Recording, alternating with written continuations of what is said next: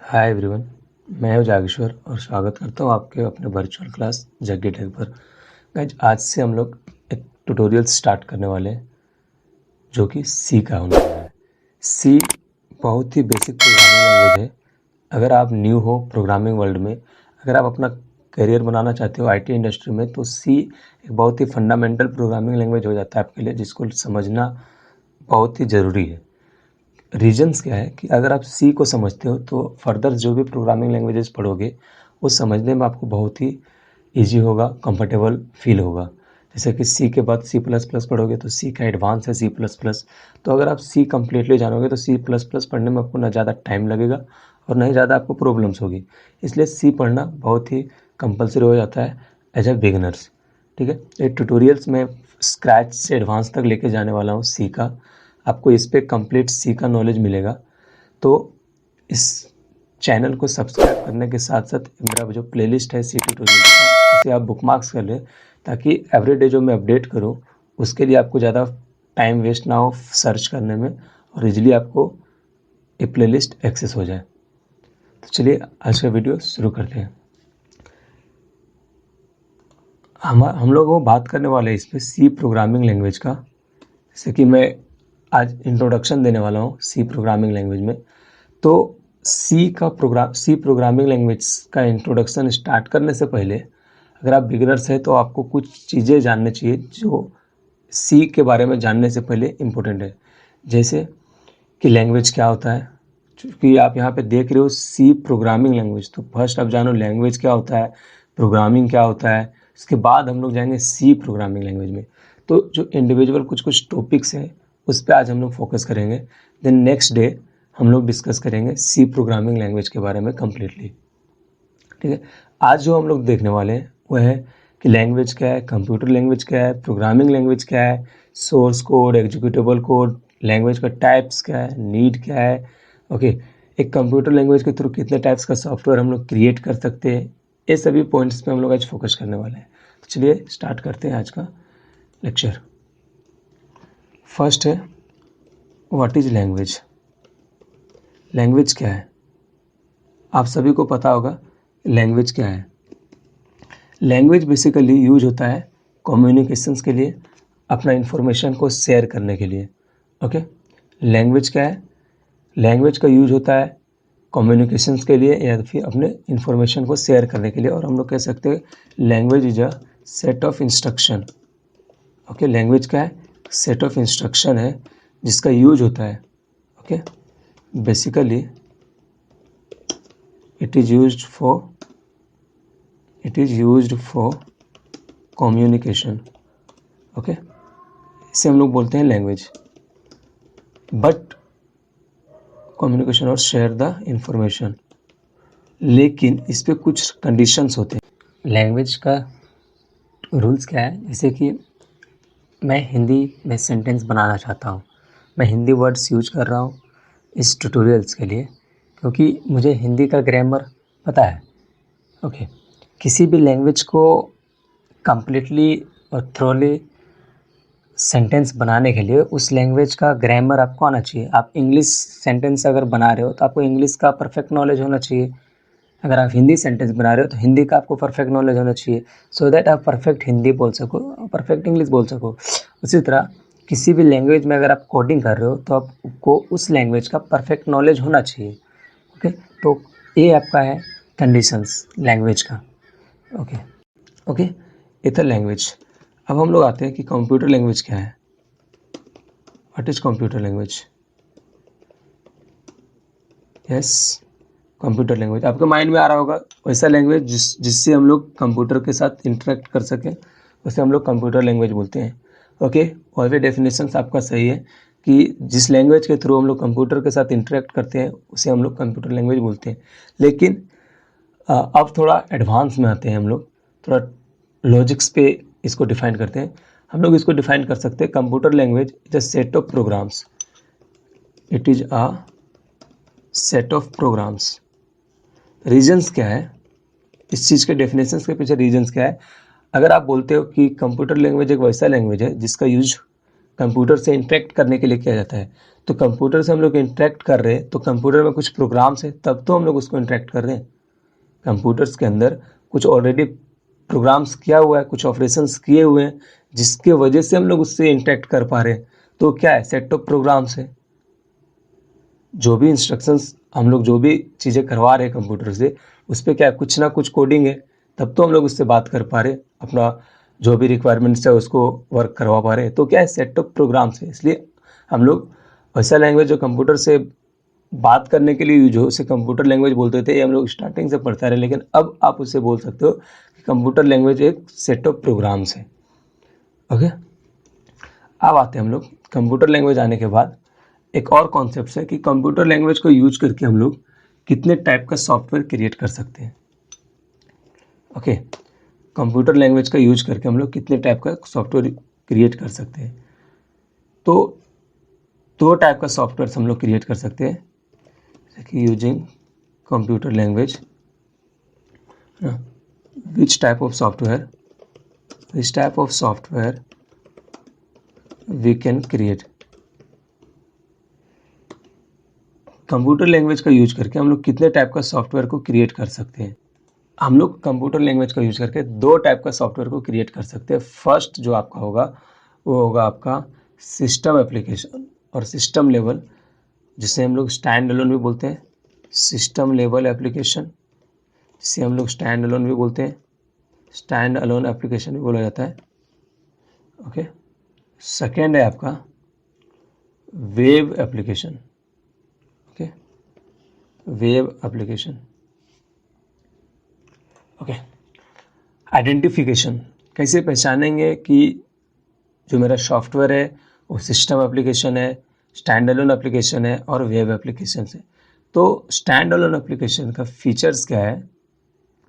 Okay, अगर इसका features की बात करें तो इसका फीचर्स है आपका कि सॉफ्टवेयर आपका इंस्टॉल्ड होना चाहिए। Software must be installed, software must be installed. Okay, software आपका डिवाइस में इंस्टॉल्ड होना चाहिए, ये कंपलसरी है। दूसरा, is comfortable for single OS, एक ऑपरेटिंग सिस्टम के लिए कंफर्टेबल होता है।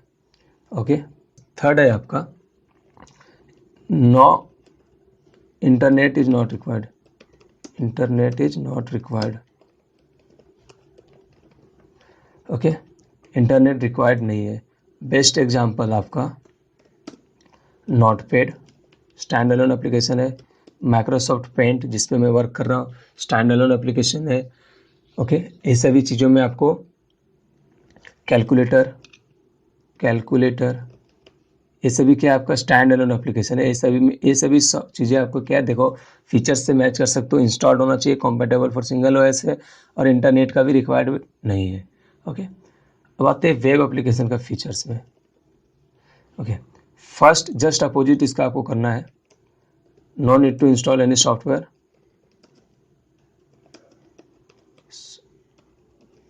सॉफ्टवेयर इंस्टॉल करने का नीड नहीं है। ओके, सेकेंड आपका जो है, सेकेंड पे जस्ट अपोजिट कर दो, independent to operating system, operating system पे डिपेंडेंट नहीं है। ओके, थर्ड है आपका इंटरनेट आपको रिक्वायर्ड है, इंटरनेट के बिना आप वेब एप्लीकेशन को परफॉर्म नहीं कर सकते हो। Okay, internet required. ओके, जैसे कि इसका एग्जांपल से अगर हम लोग बात करें तो social media like Facebook, Twitter, Instagram, okay, banking application, okay, और भी बहुत सारे एप्लीकेशंस हो सकते हैं, हॉस्पिटल मैनेजमेंट्स, होटल मैनेजमेंट्स, ऐसे भी क्या है आपको वेब एप्लीकेशन है। उसमें कोई सॉफ्टवेयर इंस्टॉल करने का नीड नहीं है आपको, और वो ऑपरेटिंग सिस्टम पे भी डिपेंडेंट नहीं होता है। ओके, बट रिक्वायर्ड होता है क्या, इंटरनेट। तो कंप्यूटर लैंग्वेज का यूज करके हम लोग ये बेसिक दो टाइप का सॉफ्टवेयर को क्रिएट कर सकते हैं, पहला स्टैंड अलोन एप्लीकेशन, दूसरा वेब एप्लीकेशन। क्लियर ना। अब आते हैं हम लोग कि प्रोग्रामिंग लैंग्वेज क्या है। प्रोग्रामिंग लैंग्वेज क्या है? It is an artificial language. Okay, एक आर्टिफिशियल लैंग्वेज है जिसका यूज किया जाता है, which is used to design instructions that are executed by a particular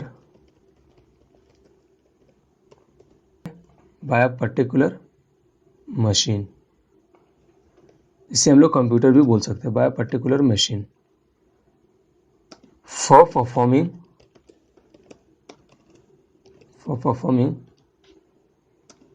some task. Clear? ये मेरा प्रोग्रामिंग लैंग्वेज एक आर्टिफिशियल लैंग्वेज है जिसका इस्तेमाल किया जाता है कुछ इंस्ट्रक्शंस को डिजाइन करने के लिए।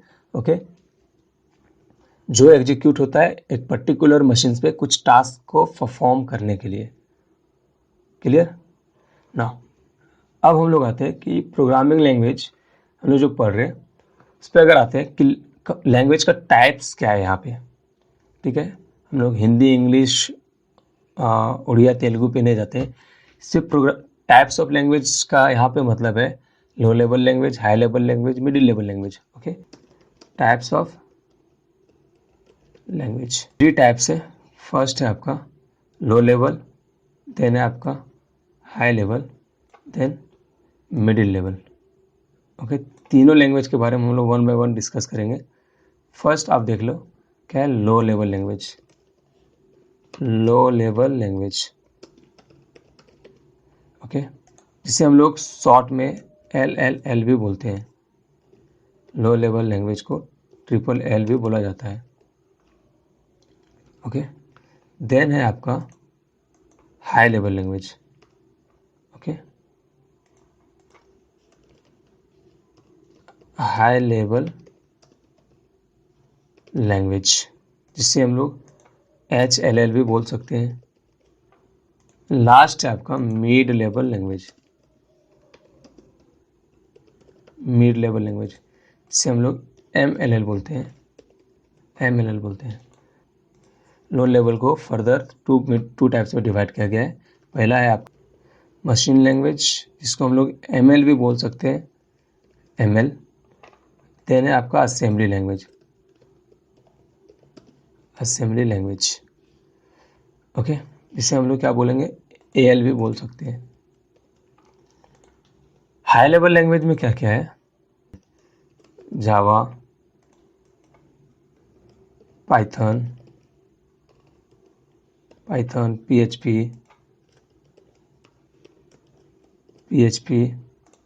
C#, .NET, ये सभी चीज़ें क्या है, ये सभी आपका हाई लेवल प्रोग्रामिंग लैंग्वेज के अंदर में आते हैं। ओके, देन है आपका अब मिडिल लेवल लैंग्वेज क्या है। मिडिल लेवल लैंग्वेज का टाइप्स अगर बोले तो इसका 2 है, जैसे कि आपका C एंड C++।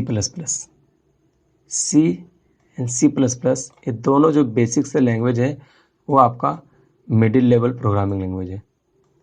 ओके, ये दोनों क्या आपका मिडिल लेवल प्रोग्रामिंग लैंग्वेज है, C एंड C++। ओके, अब हम लोग समझते हैं कि लो लेवल लैंग्वेज क्या है एक्चुअली। ओके, लो लेवल लैंग्वेज एक्चुअली क्या है।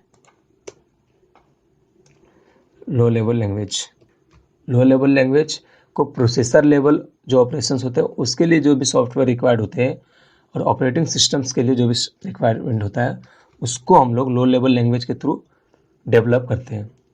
ओके, लो लेवल लैंग्वेज आपका ह्यूमन अंडरस्टैंडेबल और रीडेबल फॉर्म में नहीं होता है, क्योंकि लो लेवल लैंग्वेज आपका बाइनरी कोड में लिखा होता है 010101 के फॉर्म में। तो एक एज ए ह्यूमन उसको समझना और पढ़ना बहुत ही कॉम्प्लिकेटेड हो जाता है।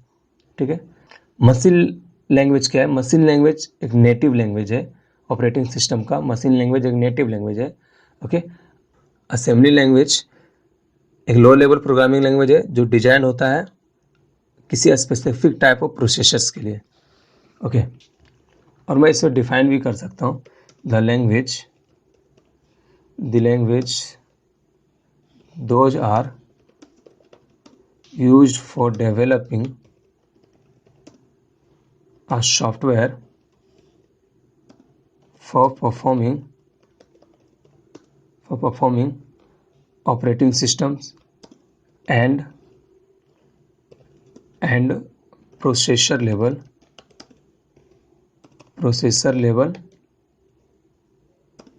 operation. Clear?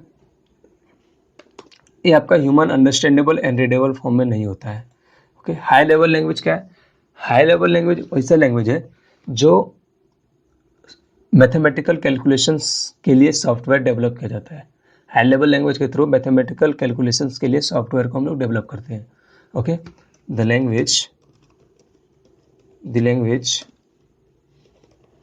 those are used for developing a software to perform mathematical operation,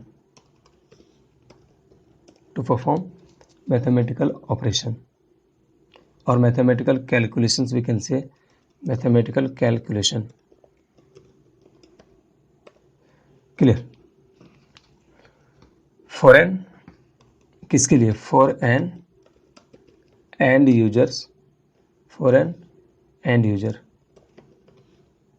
ना. हाई लेवल लैंग्वेज में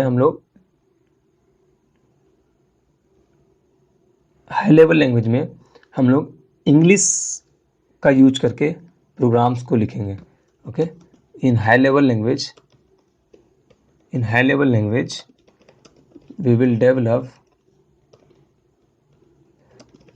we will develop program by using English, like characters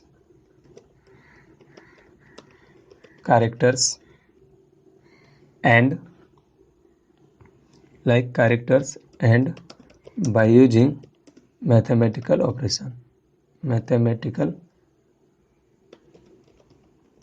operators. Okay, high level language को हम लोग English language और mathematical operators के through develop करते हैं. Okay, ना जैसा कि हम लोगों को पता है कि लो level language human understandable and readable language नहीं है, but high level language human readable है, ह्यूमन अंडरस्टैंडेबल लैंग्वेज है, लेकिन एक कंप्यूटर के लिए रीडेबल नहीं है, कंप्यूटर्स के लिए अंडरस्टैंडेबल नहीं है. कंप्यूटर आपको हाई लेवल लैंग्वेज को नहीं समझता है, वो सिर्फ लो लेवल लैंग्वेज को समझता है. तो कंप्यूटर है जिसे लो लेवल लैंग्वेज समझ में आता है, जो प्रोग्रामर है उसे हाई लेवल लैंग्वेज समझ में आता है. प्रोग्रामर जो भी इंस्ट्रक्शंस लिखता है वो हाई लेवल लैंग्वेज में लिखता है, लेकिन मेरा सिस्टम को सिर्फ लो लेवल लैंग्वेज को समझ में आता है. तो ये दोनों के बीच अब कम्युनिकेशन किस तरह से होगा? तो एक बीच में इंपॉर्टेंट रोल प्ले करता है ट्रांसलेटर. ओके, तो ट्रांसलेटर का जॉब क्या है? हाई लेवल प्रोग्रामिंग लैंग्वेज को मशीन लेवल लैंग्वेज में और हाई लेवल कोड को मशीन लेवल कोड में कन्वर्ट कर देता है. ओके, जिसमें आपको यूज होता है असेंबलर, कंपाइलर, इंटरप्रेटर का. ओके, कुछ प्रोग्रामिंग लैंग्वेज ऐसे है जो सिर्फ कंपाइलर का यूज करता है, कुछ प्रोग्रामिंग लैंग्वेज जैसे इसमें दोनों यूज होता है, कंपाइलर, इंटरप्रेटर, जैसे जावा हो गया. कुछ है जिसमें सिर्फ इंटरप्रेटर का यूज होता है. ओके, तो जो इंटरेक्शंस होता है ह्यूमन एंड सिस्टम के बीच, हम लोग हाई लेवल में अपना कोड को लिख रहे हैं, लेकिन मेरा मशीन हाई लेवल को नहीं समझता है, तो उसमें ट्रांसलेटर का यूज आता है. ट्रांसलेटर उसे कन्वर्ट करता है किसमें? लो लेवल लैंग्वेज में. ओके, ये सभी कंप्लीट थ्योरी आपको मिल जाएगा मेरा वेबसाइट में, जिसका लिंक आपको मैं डिस्क्रिप्शन में दे दूंगा. अब वहाँ से जाके ये सभी थ्योरी आप पढ़ सकते हो. मैं ज़्यादा थ्योरी बताऊंगा तो आपके लिए सेशन बोरिंग हो जाएगा, इसलिए मैं ज़्यादा थ्योरी में नहीं जाना चाहता हूँ. ओके, मैं सिंगल लाइन का यहाँ पे डेफिनेशन लिख देता हूँ. कंप्लीट पढ़ने के लिए आपको मेरा वेबसाइट विजिट करना पड़ेगा, मैं उसका लिंक डिस्क्रिप्शन में प्रोवाइड कर दूंगा. ओके, अब हम लोग आते हैं, अब तक हम लोग क्या देखे कि लैंग्वेज क्या है, कंप्यूटर लैंग्वेज क्या है, प्रोग्रामिंग लैंग्वेज क्या है, then types of language. Okay, अब हम लोग थोड़ा डिस्कस करते हैं कि प्रोग्रामिंग लैंग्वेज का नीड क्या है. Need of programming language. हम लोग प्रोग्रामिंग लैंग्वेज पढ़ने जा रहे हैं तो उसको हम लोग को पता होना चाहिए कि उसका नीड क्या है रियल लाइफ सिनेरियो में, क्या बेनिफिट्स होगा मुझे प्रोग्रामिंग लैंग्वेज को पढ़ने से। तो प्रोग्रामिंग लैंग्वेज का नीड क्या है, तो हम लोग इसके थ्रू न्यू सॉफ्टवेयर को डेवलप कर सकते हैं, न्यू सॉफ्टवेयर या न्यू एप्लीकेशन, न्यू सॉफ्टवेयर बोल सकते हैं, न्यू एप्लीकेशंस बोल सकते हैं, उसको हम लोग क्या कर सकते हैं, डिजाइन कर सकते हैं। ओके, रियल लाइफ में इसका यूज क्या है, तो मेरे रियल लाइफ को ये क्या करता है, ईजी करता है। जैसे कि प्रोग्रामिंग लैंग्वेज के थ्रू आपको एक बनाया गया है सॉफ्टवेयर और एप्लीकेशन, फ़ोनपे, गूगल पे, पेटीएम, नेट बैंकिंग। ओके, ये सभी में आपका क्या प्रोग्रामिंग लैंग्वेज है। प्रोग्रामिंग लैंग्वेज को एक स्पेसिफिक लैंग्वेज को यूज करके आपको क्रिएट किया गया है। तो ये मेरा रियल लाइफ पे क्या इम्पेक्ट दिया कि मेरा time saving, 24 hour service plus time saving. आपको जब सॉफ्टवेयर डेवलप नहीं थे तो आपको बैंकिंग टाइम पे डिपेंडेंट होना पड़ता था कोई भी किसी भी टाइप का ट्रांजेक्शन्स के लिए। ओके, मंडे टू फ्राइडे और मंडे टू सैटरडे आपको 10 to 4, 10 to 3 आप रिस्ट्रिक्टेड थे कि आप इसी टाइम में आपको अपना ट्रांजेक्शन्स कंप्लीट करना है। लेकिन अब प्रोग्रामिंग लैंग्वेज को जब यूज हुआ, उसको इम्प्लीमेंट किया गया सॉफ्टवेयर क्रिएशन में, तो एक मेरा सॉफ्टवेयर आया पेटीएम, फ़ोनपे, गूगल पे। तो इसके थ्रू क्या हुआ, मेरा ट्रांजेक्शन्स हम लोग कभी भी कर सकते हैं, कहीं से भी कर सकते हैं। ठीक है, तो ये मेरा रियल लाइफ पे क्या हुआ, टाइम सेविंग का वर्क कर रहा है। ओके, हमारा लाइफ को और ईजियर बना रहा है। तो प्रोग्रामिंग लैंग्वेज का इस लेवल में यूज है। अब एक और कॉन्सेप्ट मैं आपको यहाँ पे देना चाह रहा हूँ कि सपोज आप जो भी लैंग्वेज पढ़ रहे हो, ठीक है, कोई भी लैंग्वेज पढ़ रहे हो, सी हो, C++ हो, जावा हो, PHP हो, पाइथन हो, HTML हो, CSS हो, जो लैंग्वेज आप पढ़ रहे हो, ओके, आप उसे आइडेंटिफाई किस तरह से करोगे कि वो लैंग्वेज आपका प्रोग्रामिंग लैंग्वेज है या स्क्रिप्टिंग लैंग्वेज है या कुछ और है। ओके, तो यहाँ पे मैं आपको 3 ब्रह्मास्त्र देने वाला हूँ। ओके, ये 3 ब्रह्मास्त्र के थ्रू आप बता सकते हो कि वो लैंग्वेज प्रोग्रामिंग लैंग्वेज है या नहीं है। ओके, सभी प्रोग्रामिंग लैंग्वेज में, every programming language consist, okay, at least 3 things, at least 3 things होना चाहिए। फर्स्ट है आपका, फर्स्ट क्या है, आइडेंटिटी, आइडेंटिटी उसका होना चाहिए। सेकेंड में आपका क्या है कि उसका डेटा, डेटा होना चाहिए, जिसे हम लोग वेरिएबल्स भी बोल सकते हैं, और डेटा। ओके, थर्ड क्या है आपका, फंक्शन होना चाहिए। ओके, डेटा और वेरिएबल। अगर किसी भी लैंग्वेज, जो भी लैंग्वेज आप पढ़ रहे हो और ये 3 चीज़ आपको मिल रहा है, तो समझ जाइए कि जो लैंग्वेज आप पढ़ रहे हो वो लैंग्वेज आपका प्रोग्रामिंग लैंग्वेज है। ओके, जैसे कि एक एग्जांपल लेते हैं हम लोग, पर्सन, जिसे हम लोग ह्यूमंस भी बोल सकते हैं। ओके, एक ह्यूमंस का एग्जांपल लेते हैं, एक ह्यूमन का एग्जांपल लेते हैं। अगर उसका आइडेंटिटी का बात करें, ओके, ह्यूमंस का अगर फर्स्ट आइडेंटिटी का बात करें, तो आपका आइडेंटिटी क्या है, बेशक आपका नेम है, यूज क्या है, तो कॉलिंग के लिए। तो आइडेंटिटी आपको सभी लैंग्वेजेज में आपको मिल जाएगा, अगर वो HTML हो, CSS हो, जावास्क्रिप्ट हो, C हो, C++, जावा, PHP, पाइथन, सभी लैंग्वेजेज में आइडेंटिटी है, क्योंकि सबका अपना अपना एक्सटेंशंस है। तो सबका आइडेंटिटी है, तो एक फर्स्ट जो थिंग्स है वो आपको सभी में कॉमन रहेंगे। ओके, सेकेंड जो आते हैं वेरिएबल्स, वो आपको सभी लैंग्वेजेज में देखने को नहीं मिलेगा।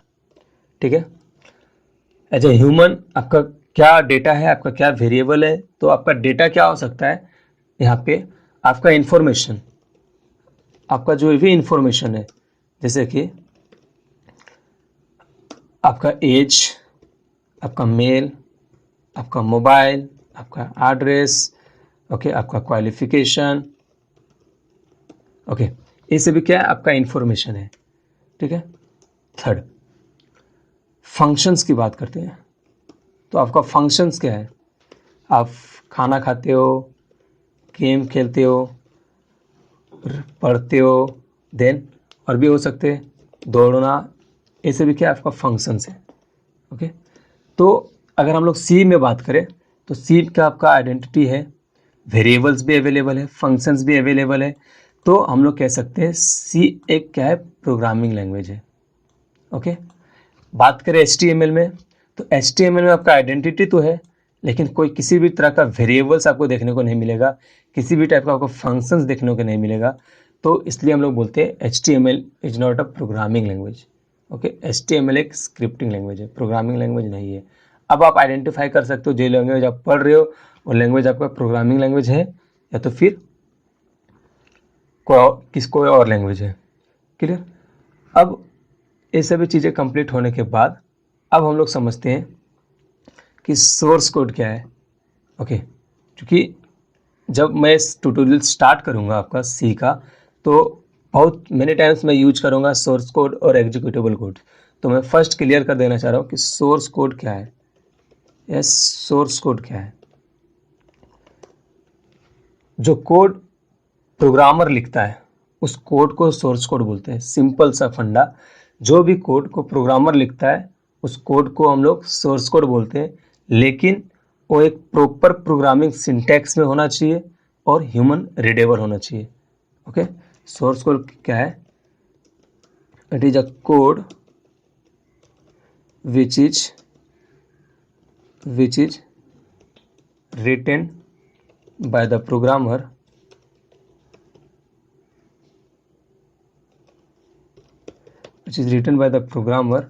in human readable form with proper programming syntax. Okay, with proper programming syntaxes. अब आते हैं एग्जीक्यूटेबल कोड में कि एग्जीक्यूटेबल कोड किसे बोलते हैं। ओके, जो प्रोग्रामर्स लिखता है उसे बोलते हैं सोर्स कोड, जो ह्यूमन रीड कर सकता है उसे बोलते हैं सोर्स कोड, जिसे मशीन रीड कर सकता है, मशीन रीडेबल कोड को हम लोग बोलते हैं क्या, executable code. Okay, it is a machine understandable code, okay, which can be executed by a machine. Okay, source code, executable code, clear? अब आते हैं हम लोग कंपाइलर क्या है। सी एक कंपाइल्ड बेस्ड प्रोग्रामिंग लैंग्वेज है। सी का जो सॉफ्टवेयर आपको मिलेगा उसमें कंपाइलर इनबिल्ट रहता है। अगर आपको आईडीई यूज कर रहे हो जैसे कि VS कोड, सबलाइन, और आप कमांड लाइन आर्गुमेंट और CMD के थ्रू अगर आप अपना सी का कोड को रन करना चाहते हो तो उसके लिए आपको एक्सटेंशंस डाउनलोड करना पड़ेगा। कंपाइलर सी का MinGW और भी बहुत सारे आपको मिल जाएंगे कंपाइलर गूगल पे, तो वो सभी चीज़ें आपको डाउनलोड करना पड़ेगा। तो फर्स्ट हम लोग समझते हैं कि कंपाइलर क्या है। ओके, कंपाइलर का जॉब क्या है? कंपाइलर एक सॉफ्टवेयर मॉड्यूल होता है जो ट्रांसलेट करता है सोर्स कोड को एग्जीक्यूटेबल कोड में। अब सोर्स कोड क्या आपको पता है, एग्जीक्यूटेबल कोड क्या आपको पता है, तो कंपाइलर क्या है? कंपाइलर एक सॉफ्टवेयर मॉड्यूल है जो कन्वर्ट करता है और ट्रांसलेट करता है किसी भी प्रोग्राम का सोर्स कोड को एग्जीक्यूटेबल कोड में। Clear? Compiler is a software module, okay, which translate the source code of a program into executable code.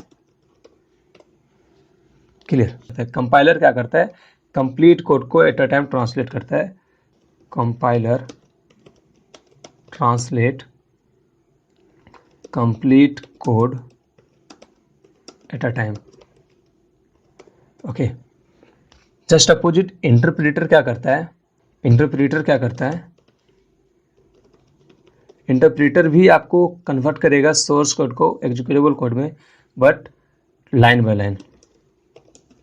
Okay, line by line आपको ट्रांसलेट करता है सोर्स कोड को एग्जीक्यूटेबल कोड में।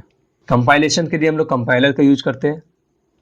Okay, और executions के लिए हम लोग इंटरप्रेटर का यूज करते हैं, क्योंकि कंपाइलेशन के टाइम आपको कंप्लीट कोड को एट अ टाइम कंपाइल होना है, देन आपको कंप्लीट एरर्स आपको पता चलेगा, एरर्स आपका कोड में है या नहीं है, वो आपको कंपाइलर्स बताएंगे।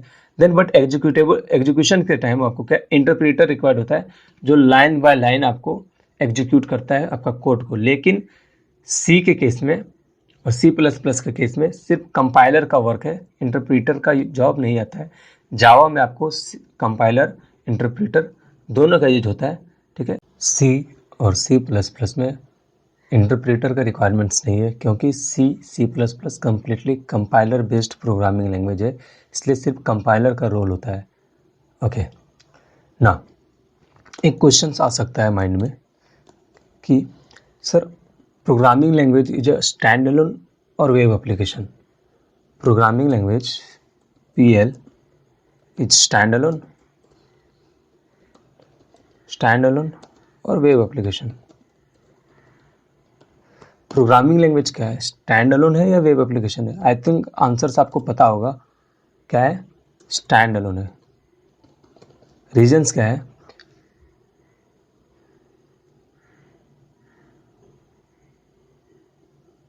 रीजंस क्या है? तो आप फीचर्स पढ़े होंगे स्टैंड अलोन का, मैं थोड़ा टाइम पहले बताया था फीचर्स क्या है स्टैंड अलोन का। Software must be installed, okay, compatible for single OS, internet is not required. तो जितने भी प्रोग्रामिंग लैंग्वेज है सभी के लिए आप कुछ ना कुछ कंपाइलर या इंटरप्रेटर अपने सिस्टम में इंस्टॉल करते हो। कोई भी प्रोग्रामिंग लैंग्वेज पढ़ रहे हो, उसका कंपाइलर, उसका सॉफ्टवेयर आप इंस्टॉल कर रहे हो, तो क्या उस पर आपको कोड करने के लिए, उस पर आपको वर्क करने के लिए क्या आपको नेट रिक्वायर्ड है? Not at all. C program आप कर रहे हो, सी एक प्रोग्रामिंग लैंग्वेज है, इसके लिए आप कंपाइलर इंस्टॉल कर रहे हो, ठीक है, ऑपरेटिंग सिस्टम के लिए कंपेटेबल है सिंगल OS के लिए। देन क्या नेट रिक्वायर्ड है? नो। C++ में भी सेम, जावा में भी आप सॉफ्टवेयर को इंस्टॉल करो लेकिन नेट का रिक्वायरमेंट्स नहीं है, इवन पाइथन में भी नेट रिक्वायरमेंट नहीं है। तो प्रोग्रामिंग लैंग्वेज का है, स्टैंड अलोन एप्लीकेशन है। Stand alone application programming language के थ्रू हम लोग बोल सकते हैं कि PL programming language is a stand alone language. Okay ना, एक लास्ट कॉन्सेप्ट हम लोग इस पर डिस्कस करेंगे कि how we communicate with computer. एक ह्यूमन कंप्यूटर के साथ किस तरह से कम्युनिकेट करता है, प्रोसेस क्या है।